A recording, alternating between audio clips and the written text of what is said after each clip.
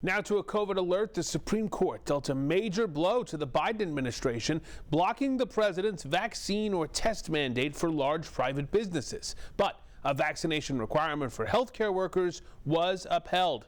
News 12's Kevin Vesey spoke with a Farmingdale business owner about this decision. He joins us now live. Kevin. And Rich, it was a split decision by the conservative-leaning court. And the co-owner of this gym right here, Long Island Boot Camp, is now applauding the fact that larger businesses will not have a vaccine or test mandate. He's calling this a big step towards normalcy. It's about time that we're moving in this direction. Charles Casera at Long Island Boot Camp in Farmingdale is relieved the Supreme Court struck down the Biden administration's vaccine or test requirement for large companies. The mandate had applied to businesses with 100 workers or more. Labor attorney John Bell explains the High Court's ruling. You can get COVID anywhere. It's not limited to the workplace.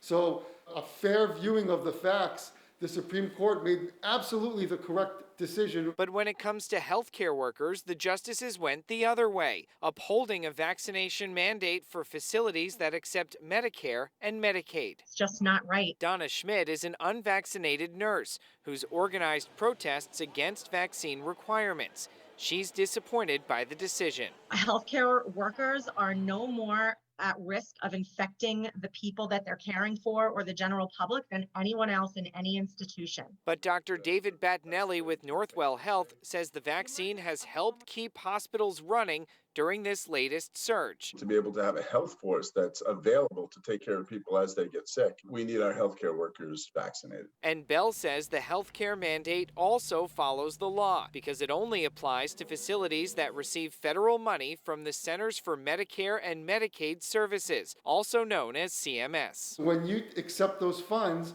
CMS has a right to determine whether or not your employees or your patients are safe in the workplace, and they can issue mandates. All right, so split decision basically here, Kevin. What is the Biden administration saying about the Supreme Court's ruling?